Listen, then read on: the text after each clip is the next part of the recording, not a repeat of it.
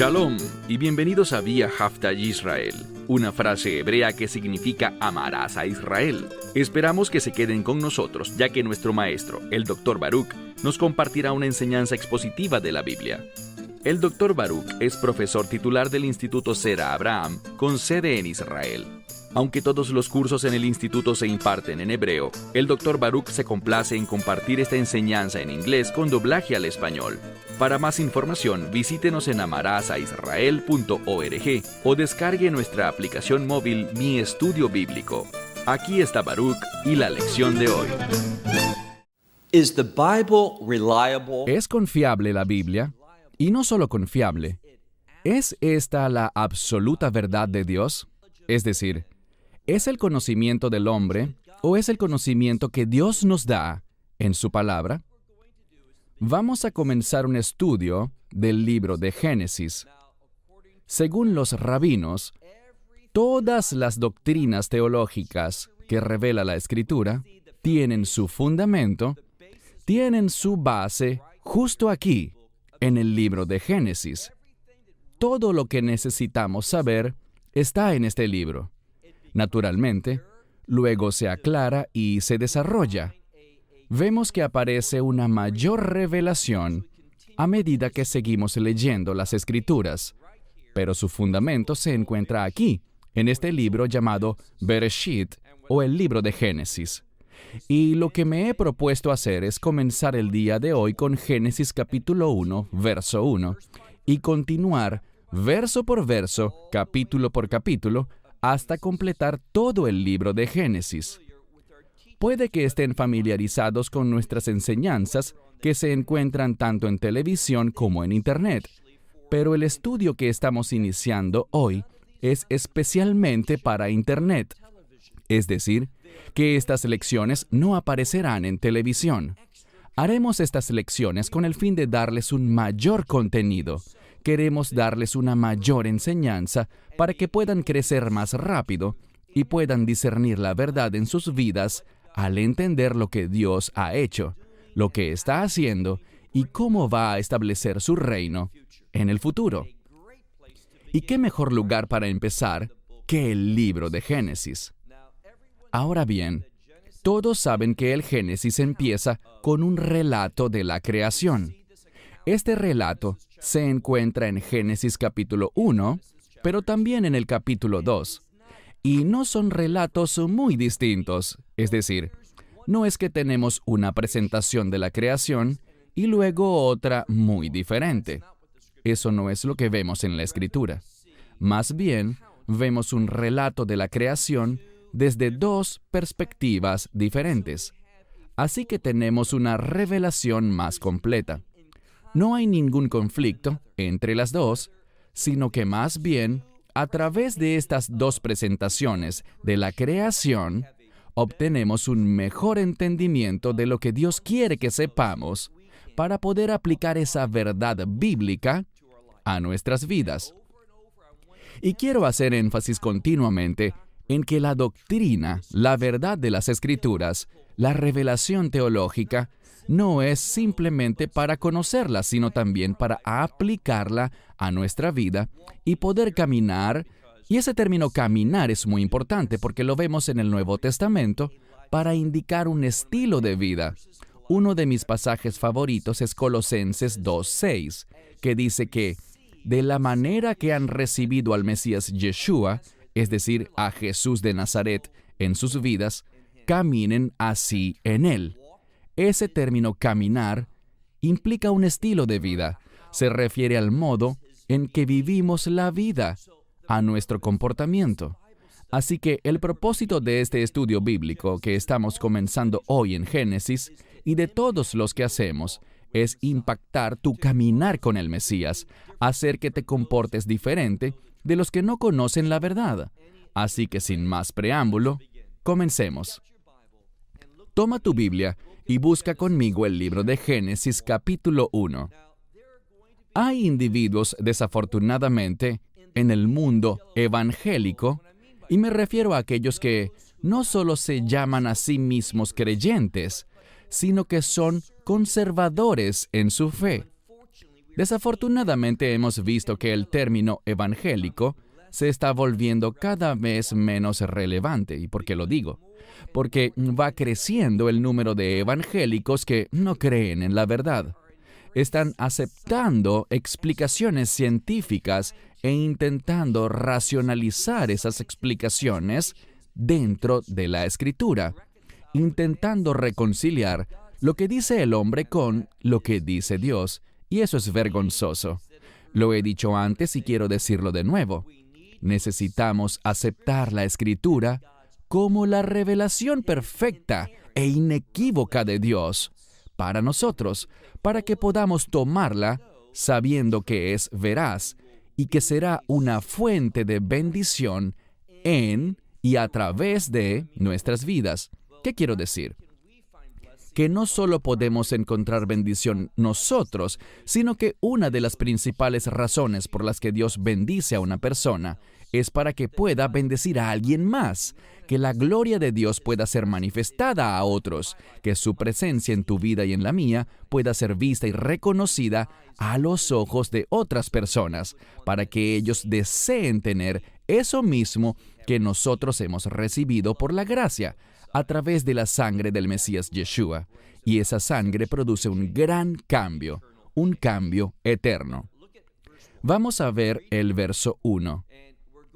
Estaremos traduciendo desde el hebreo de una forma muy literal. Dice aquí en el verso 1. En el principio, Dios creó los cielos y la tierra. Casi todo el mundo puede citar de memoria ese verso. En el principio, Dios creó los cielos y la tierra. Fin del verso 1. Aquí está el problema. Y como dije, se está volviendo más y más común que supuestos creyentes anden diciendo cosas como esta. Bueno, después del verso 1 y antes del verso 2, transcurrieron miles de millones de años. Esa afirmación es falsa. Una de las preguntas que más me hacen es esta. ¿Debo creer en una tierra antigua que tiene 13,000 millones de años o algo así? Otros dicen que toda la creación tiene 13,000 millones de años, pero que la tierra es más reciente. No entraré en todos los detalles, simplemente les digo esto. Yo creo que la creación de Dios, de todas las cosas, es muy reciente, de alrededor de unos 6,000 años o quizás un poco más. Así que tendrá unos 6,000 años y algo más. Eso es lo que yo creo con base en la revelación de la palabra de Dios. Y yo no creo en la teoría de la brecha. ¿Qué es eso? Que después del verso 1, pero antes del verso 2, hubo una brecha de miles de millones de años que pasaron desde la creación inicial de Dios y que luego empezó a trabajar en la tierra e hizo al hombre y preparó la tierra tal como la conocemos. Yo rechazo eso totalmente. Hay otra cosa de la que hablaremos cuando lleguemos al capítulo 2, y se trata de que, muy a menudo, lo que lees en español ha sido alterado. Se han dejado palabras por fuera, se han traducido mal algunas palabras cuando es tan claro y obvio cuál era su significado original, y les daré ejemplos a medida que avancemos en el libro de Génesis. Bien, volvamos al verso 1. En el principio, hemos traducido Dios creó. Pero sepan algo, y en un momento verán por qué esto es importante. En el lenguaje bíblico, y me refiero al hebreo, el idioma principal del Antiguo Testamento, aunque también hay unos pocos capítulos en arameo, pero en el lenguaje bíblico vemos algo que es normativo, es decir, que la gran mayoría de las veces se presenta esta situación. Solemos tener un verbo seguido de un sustantivo. Así que en lugar de decir, en el principio Dios creó, en hebreo está Bereshit bara Elohim. En el principio creó Dios, y esto significa lo mismo. Es solo que en hebreo se da mucha preferencia o hay gran tendencia a poner el verbo primero y luego el sujeto de ese verbo, inmediatamente después. Y esa es la norma. Y eso es lo que tenemos en el verso 1. Así que nuevamente, en el principio, Dios creó los cielos y la tierra. Noten esta última palabra del verso 1. Es la palabra haaretz, la tierra. Luego, en el verso 2, el autor, Moshe Rabenu, Moisés, quien fue inspirado por Dios para escribir esto exactamente del modo en que lo hizo, con ese orden de palabras, con esa redacción de las palabras, con la estructura gramatical que usó, todo eso fue total y completamente inspirado por Dios. Y lo que debemos entender es que en el verso 2 hay un mensaje para el lector. ¿Cuál es la primera palabra del verso 2? La respuesta es y. Así que el verso 2 empieza por una conjunción. ¿Para qué se usan las conjunciones? Para unir una idea con otra. Es decir, para juntarlas, para unirlas. Hay algo muy interesante. Verás que algunas traducciones al español dejan por fuera la palabra y en el verso 2. ¿Por qué? Porque su teología, lo que ellos quieren transmitirte es esto, que después del verso 1, pero antes del verso 2, transcurrieron muchos miles de millones de años. Así que no quieren esa conjunción en el verso 2, porque este verso 2, al tener la conjunción y, significaría que la idea del primer verso continúa, y la teoría de que miles de millones de años han pasado se vería en aprietos. Pero Moisés va incluso más allá para mostrar que no han pasado miles de millones de años entre el fin del verso 1 y el comienzo del verso 2. De nuevo, quiero hacer una pausa para decir que cada vez más en la comunidad de creyentes conservadores, en el mundo de los cristianos conservadores y también entre rabinos liberales, y me refiero a los reformistas y hasta rabinos conservadores y ortodoxos, se está utilizando la ciencia como medio de interpretación de la Escritura. ¿Y qué sucede? Cuando haces eso, te ves obligado a hacer algo. Te ves obligado a prestarle menos atención al texto en sí. Cuando dices, bueno, lo que dice la ciencia es verdad, así que tenemos que adaptar las Escrituras, yo diría lo siguiente. Si la ciencia fuera precisa, pero gran parte de la ciencia es una teoría presentada como algo basado en hechos, lo cual no es el caso. Les daré un ejemplo. Alguien toma una roca y dice, vamos a fechar esta roca, colocarle fecha y, mediante la datación por carbono y otros medios, dicen, esta roca tiene tantos miles de años por el carbono que queda en ella. Este es el problema. ¿Sabemos si cuando Dios creó esa roca, tenía una cierta cantidad de carbono inicial en ella? No lo sabemos. Esta es la regla empírica, y espero que hayan oído a muchos otros decir eso. Yo solo estoy repitiéndolo. Cuando Adán, el primer hombre, y Java o Eva, la primera mujer, fueron creados, ¿ellos eran pequeños bebés que luego crecieron? No, ellos fueron creados ya de cierta edad. Lo mismo pasó con los árboles y otras cosas que fueron hechas, que no estaban en un estado inicial, sino en un estado maduro. Así que al ver la creación, vemos que hay una madurez en ella. Del mismo modo, la gente cuando mira lo que en hebreo llamamos Yakum, que no es solo las galaxias o el universo o el sistema solar, sino que es todo, y cuando pones todo eso junto, dicen, bueno, según la ciencia, todo empezó desde un lugar y está expandiéndose, y dicen que eso es observable hoy en día, que se sigue expandiendo. Es cierto, pero este es el problema. ¿Cómo sabemos cómo era todo en el momento en que Dios creó las cosas? Aquí dice que Él creó el sol, la luna y las estrellas.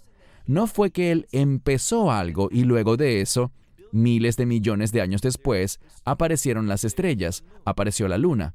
No, Él puso las cosas todas juntas. Inicialmente ya estaban.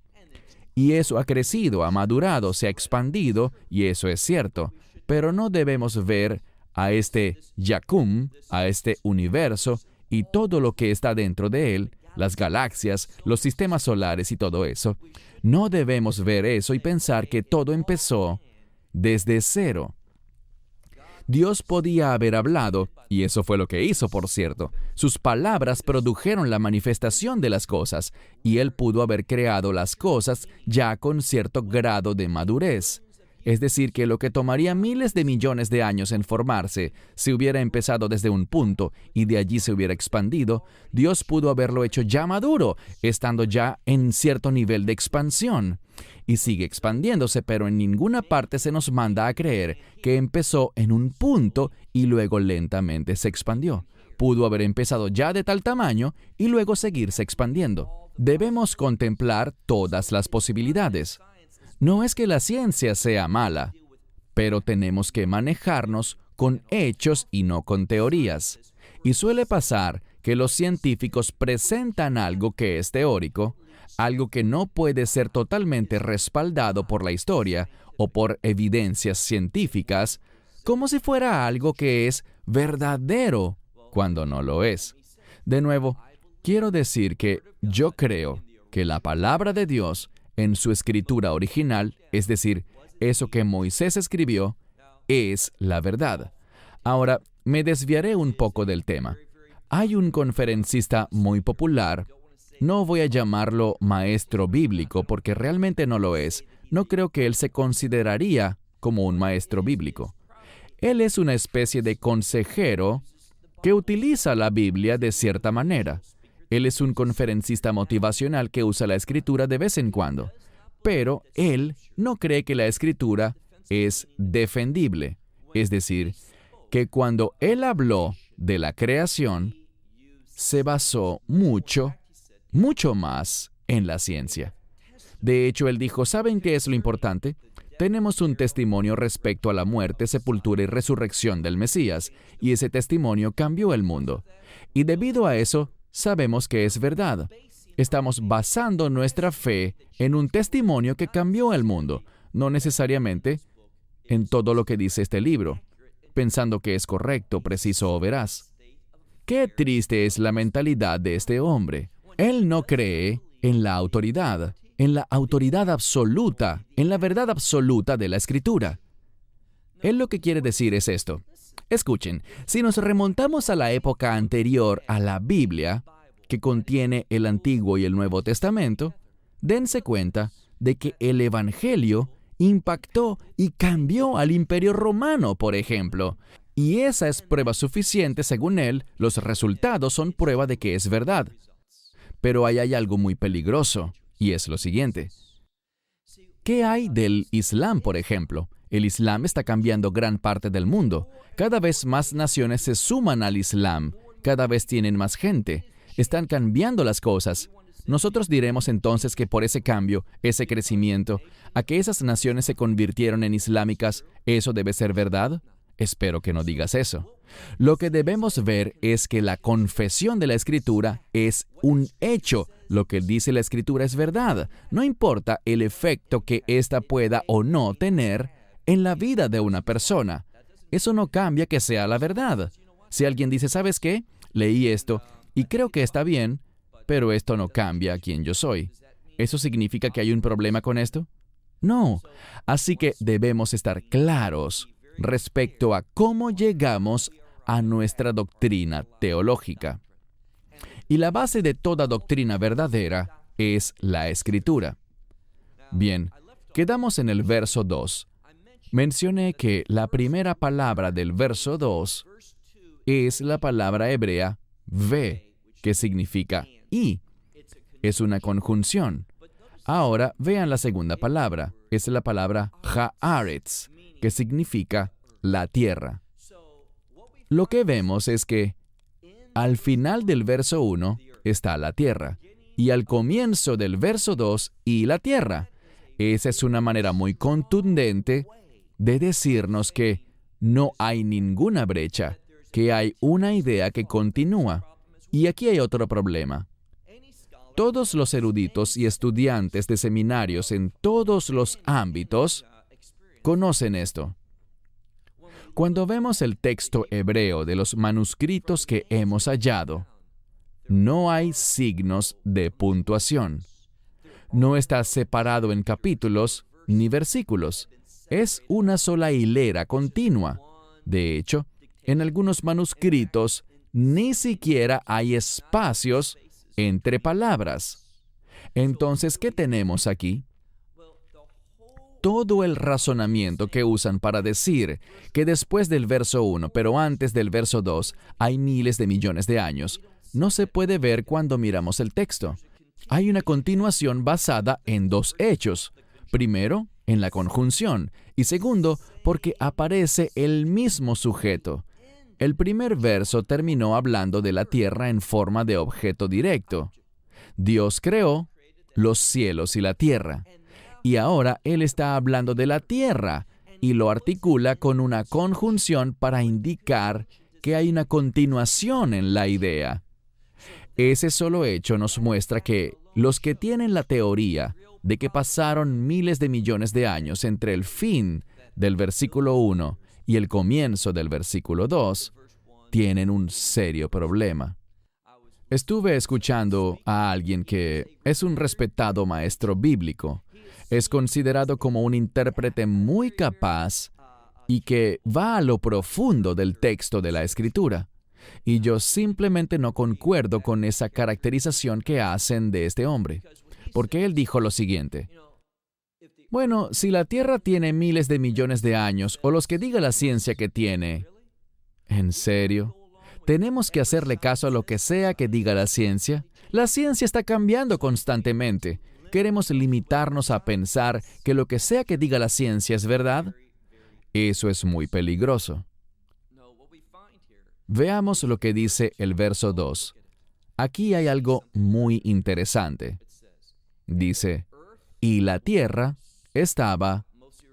La mayoría de las Biblias dice vacía o sin forma. Es la frase tohu vaibohu, que significa sin orden. No tengo problemas con la traducción vacía, sin forma, todo eso está bien. Pero en esencia, vemos que inicialmente a la creación de Dios le faltaba orden, su orden. Él la creó, pero en ese momento no reflejaba su voluntad. Él no había terminado con ella. Para mí resulta muy problemático creer que Dios creó algo que estaba sin orden y lo dejó ahí por miles de millones de años y no hizo nada. Una de las cosas que aprendemos después en la Escritura es que uno de los propósitos de la creación es reflejar la gloria de Dios. Entonces, ¿para qué Dios iba a hacer toda la creación y dejarla vacía, sin forma, sin orden, si ésta no reflejaba su gloria en ese estado, si no la manifestaba, si no era una alabanza para Él? Eso es muy problemático. Lo que vemos aquí es que inmediatamente Dios continuó su obra de creación. Él no esperó miles de millones de años. Sigamos leyendo el verso 2. Y la tierra estaba tohu veibohu. En esta primera parte del versículo 2 podemos ver algo. En el capítulo 1 hay 31 versículos, de los cuales 28 comienzan con el verbo seguido del sustantivo. Como dije, esa es la norma. De ese modo es que la mayoría de las veces se presenta la gramática bíblica.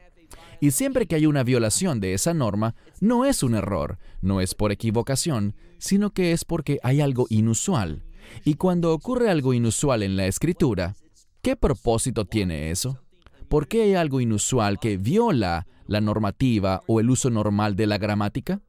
El propósito es llamar nuestra atención. Tiene la finalidad de hacer énfasis en ese texto, hacer que se destaque, de decirnos que esto es importante.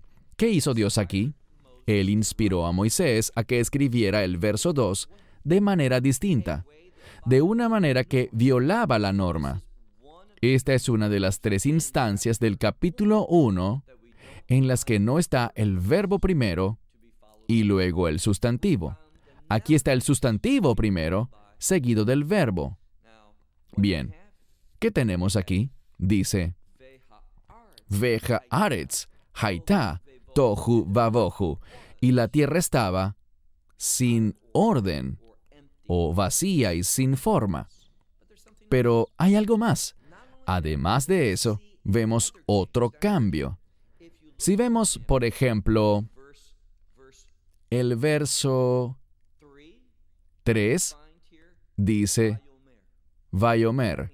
Eso significa, y él dijo, pero realmente está en futuro. Dije, y él dijo, y eso está en pasado. Esa misma letra, la letra Vav en hebreo, cuando se aplica a un verbo, suele cambiar a ese verbo del pasado al futuro, o del futuro al pasado. Y si revisas, verás una y otra vez, tanto en este capítulo como en muchos otros de la Biblia hebrea, que nos gusta adjuntar la conjunción ve, es decir, la palabra en español y, que en hebreo se pone con la letra vav, principalmente junto al verbo, pero aquí en el verso 2 no está así. A propósito, cambiamos el orden, violamos la norma y pusimos el sujeto primero, seguido del verbo, y adjuntamos la letra vav al sustantivo, en vez de al verbo como se usa normalmente. ¿Por qué? Todo esto llama la atención, le pone aún más énfasis a esa conjunción, para que sea una conjunción y no se tome como otra cosa, que no se tome como una vav consecutiva, que significa una vav cuyo propósito es cambiar el tiempo del verbo en hebreo. Eso es muy significativo. En otras palabras, vemos que en Génesis capítulo 1, verso 2, se usaron recursos y estructuras gramaticales inusuales con el propósito de enfatizarle al lector que hay una idea continua. Él terminó hablando de la tierra y siguió, en el verso 2, hablando de la tierra. Y puso la conjunción en el lugar que enfatiza esa continuación, en vez de usar la norma y colocarla en el verbo, que podría haber eliminado la conjunción y entenderse nada más como una vav consecutiva, en lugar de una conjunción pura y simple. Esto quizás no sea muy emocionante para ti. Para algunos de ustedes, la gramática puede ser algo nuevo o simplemente complicado, pero créanme, es aquí donde se hallan las perlas de sabiduría y verdad en la Escritura. Y por eso es importante que cuando las personas enseñen la palabra de Dios, vean que es una escritura, que su significado se transmite gramaticalmente, y si no tenemos cuidado con estas estructuras gramaticales, vamos a perdernos de la revelación de Dios. Bien, continuemos. Y la tierra estaba tohu vabohu, vacía, sin forma, o simplemente carecía del orden de Dios. Cuando algo no tiene el orden de Dios, cuando no se relaciona con su propósito, ¿qué leemos después? Ve koshech, que significa oscuridad. Así que inicialmente la Escritura dice que Dios es luz, pero ¿qué tenemos? Tenemos oscuridad.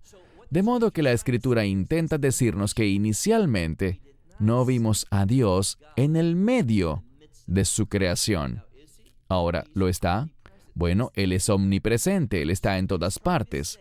Pero la Escritura nos está intentando decir que en esa forma de creación, una que estaba vacía y sin forma, sin orden, no vemos la presencia de Dios. Y cuando la presencia de Dios no está en nuestra vida, cuando no caminamos en la luz, cuando estamos en la oscuridad, no reflejaremos su voluntad ni cumpliremos su propósito. No estaremos en su programa. Esa es una de las aplicaciones que esto tiene para nosotros, los que estamos leyendo. Bien, mitad del verso 2 dice, y la oscuridad estaba sobre la faz de Tahom, es decir, del abismo. Así que al mirar, vemos hacia abajo primero. Vemos que hay una conexión entre la oscuridad y el descenso.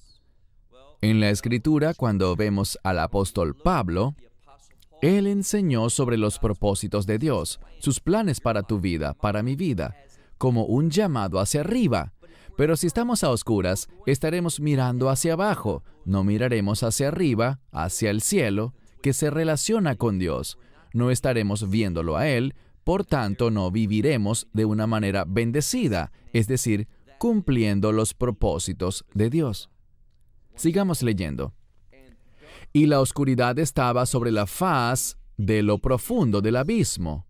Pero, dice aquí, y el Espíritu de Dios. Ahora, les daré una interpretación. Hasta este momento no les había dado interpretaciones, solo la interpretación sencilla de la Escritura, en base a sus mismas palabras, al orden y a la estructura de las palabras. Pero quiero que sepan que en el judaísmo rabínico le dan mucha importancia a esta frase, Ruach Elohim, el Espíritu de Dios. Y ellos dicen que existe una conexión entre el Espíritu de Dios y el Mesías. Sabemos por el libro de Colosenses, cuando lo analizamos bien, que no fue Dios Padre quien creó los cielos y la tierra, sino Dios el Hijo. Eso es lo que revela Pablo en Colosenses. No solo fue el Creador, sino también es quien sostiene todas las cosas. Y esa es una verdad importante que dejaremos para otra lección. Bien, el Espíritu de Dios, Merajefet. La mejor forma de traducirlo es como estaba moviéndose sobre eso. Él no estaba en el abismo, sino por encima del abismo. Del mismo modo, podríamos decir que hay una separación entre la oscuridad y el Espíritu de Dios por este término Merajefet, moverse sobre algo. En otras palabras, estaba moviéndose sobre la faz de las aguas. Otro punto importante que debemos ver es que se hace mención del agua en este texto. Y el agua es sinónimo de bendición y también es sinónimo de vida. Y lo que deberíamos traducir o deducir de aquí es que hay una conexión entre el Espíritu de Dios y el agua. Esto nos enseña que hay una conexión entre el Espíritu de Dios y la vida. Y me refiero a la vida que Dios quiere que tú y yo tengamos, la cual vino a darnos el Mesías, la cual es vida en abundancia.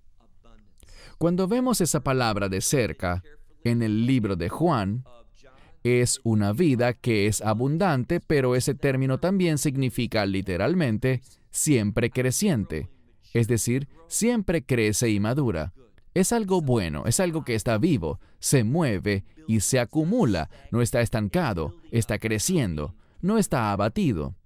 Bien, la oscuridad estaba sobre la faz del abismo, pero el Espíritu de Dios se movía sobre la faz de las aguas, o la superficie de las aguas, como quieran traducir ustedes la frase Penei.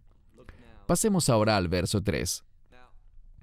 ¿Qué fue lo que produjo un cambio en la creación de Dios? La respuesta es su palabra. Es algo que enseña el judaísmo y que aquí es correcto. Eso que trajo el orden divino, ¿recuerdan el problema con su creación? Estaba vacía, sin forma. No tenía el orden de Dios, no reflejaba su gloria. Por tanto, Dios creó todas las cosas e inmediatamente empezó a hacer lo que en hebreo llamamos, y esta es una palabra importante, tikkun. Tikkun es reparar. Alguien podría decir, ¿y por qué Dios crearía un mundo que necesitaba ser reparado?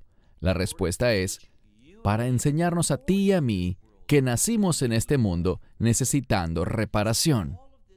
Toda esta revelación impacta nuestras vidas. Bien, sigamos, verso 3. ¿Y Dios dijo? Él dijo algo. ¿Qué fue lo que dijo? Yehi Or. Vayehi Or. Dios dijo, hágase la luz, hágase Or. O literalmente, habrá luz. Y Vayehi Or, hubo luz. Bien, ¿de dónde vino esta luz? Del mismo lugar del cual todo provino, de Dios. Dios habló aquí, y yo diría que fue Dios el Hijo, Yeshua, es decir, Jesús.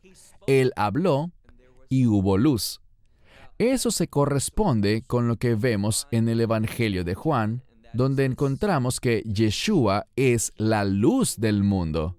La palabra aquí es cosmos, que significa todo el universo.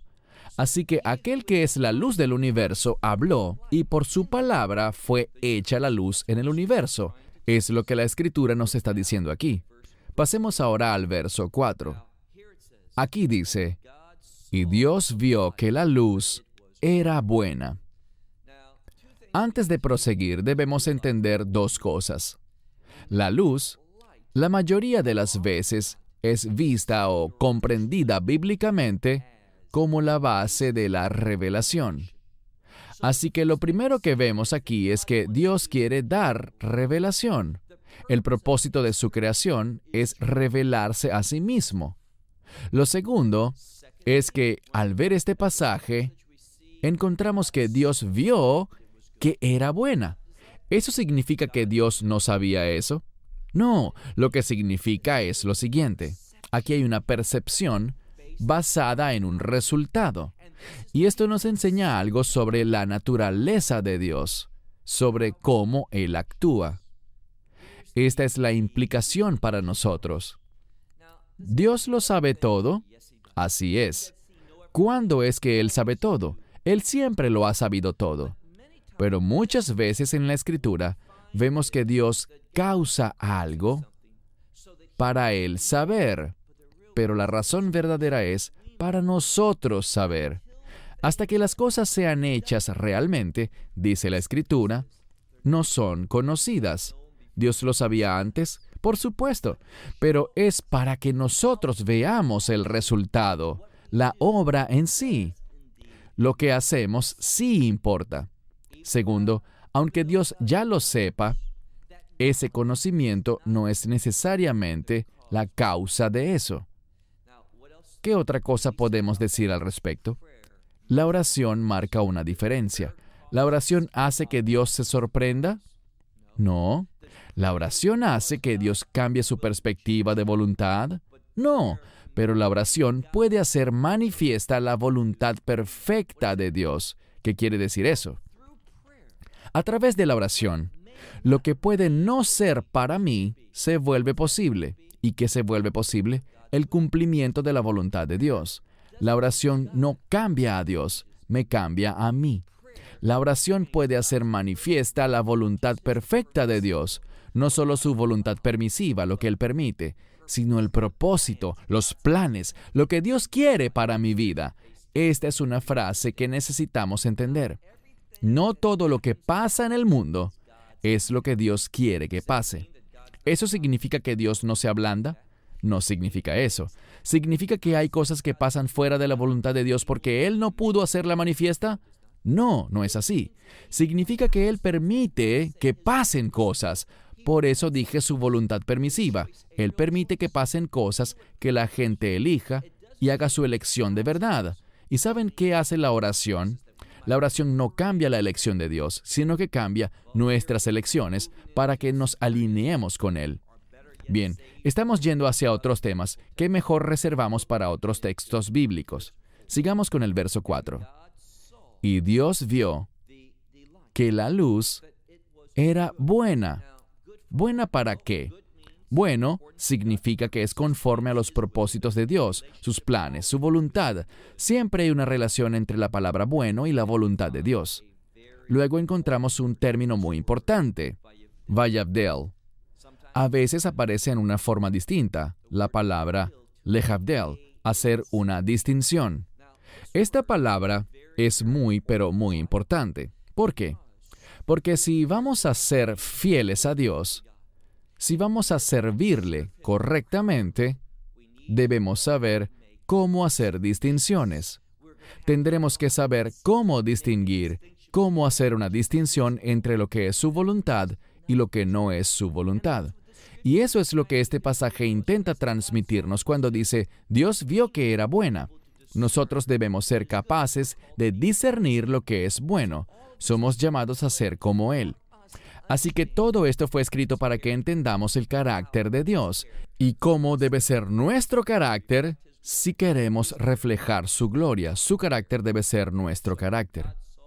Dios vio entonces que la luz era buena y Dios hizo una distinción entre la luz y la oscuridad. Esto es importante porque vamos a ver que la luz y la oscuridad serán puestas en términos de lo bueno y lo malo, donde la luz es lo bueno y la oscuridad es lo malo.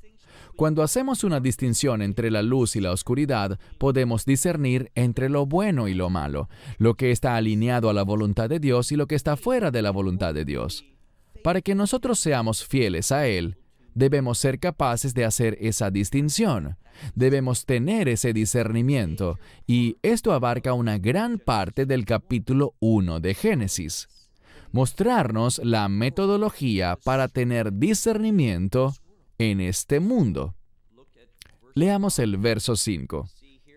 Dice aquí, y Dios llamó a la luz día, y a la oscuridad la llamó noche. Y atardeció y amaneció un día. Hay un par de cosas que quiero decir sobre la última parte del verso 5 antes de terminar por hoy. Y es que está muy claro que estamos hablando de 24 horas literalmente.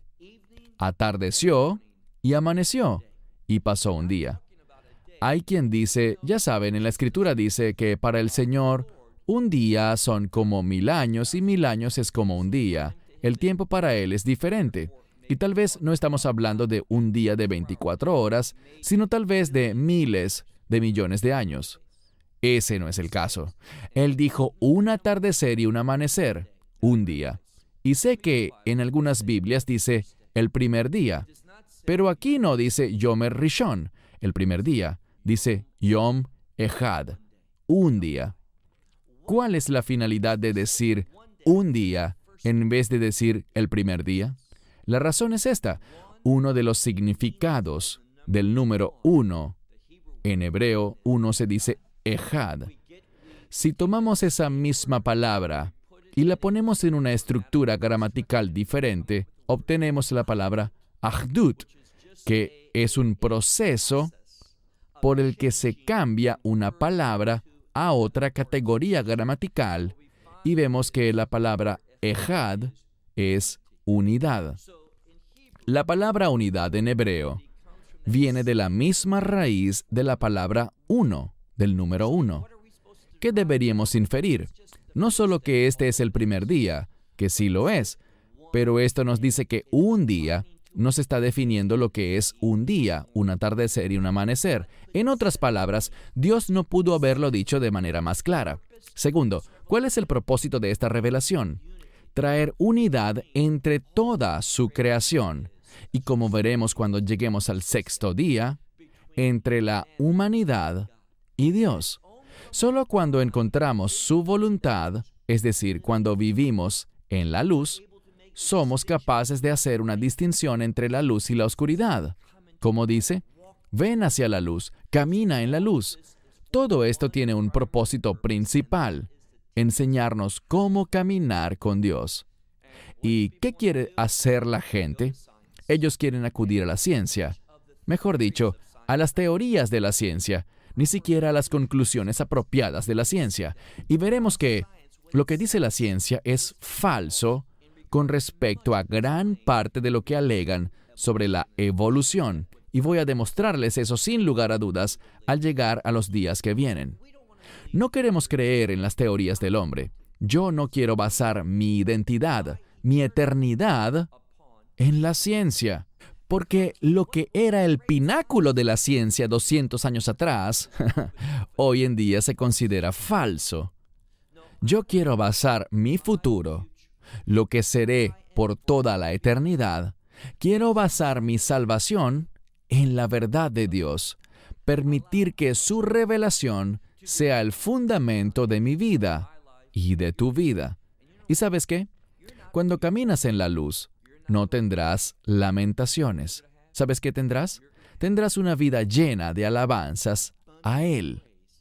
Y ese es el propósito de estos estudios bíblicos, enseñarnos cómo caminar y cómo vivir de una manera digna de alabanza, es decir, que lo que hacemos lo alabe a Él. Y entre más entendamos sobre la creación, entre más entendamos el libro de Génesis, vamos a ser más capaces de darle gloria, empoderados por su gracia, guiados por su Espíritu y caminando en su verdad. Bien, se nos acabó el tiempo.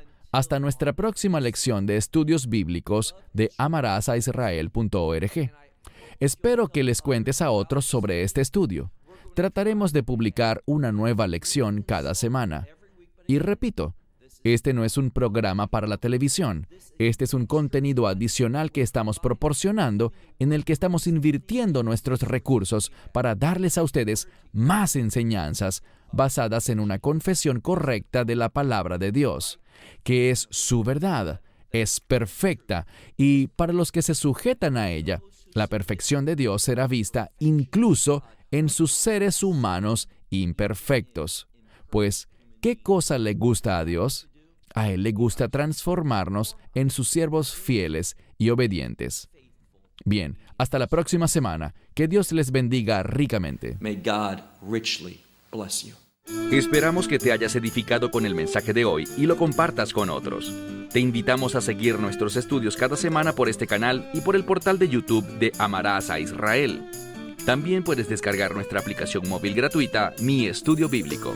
Finalmente, para obtener más información sobre nosotros, visita nuestra web amarasaisrael.org, donde encontrarás otras conferencias de Baruch en audio, video y texto. Hasta el próximo programa. Que el Señor te bendiga en Yeshua HaMashiach, Jesús el Mesías, mientras caminas con Él.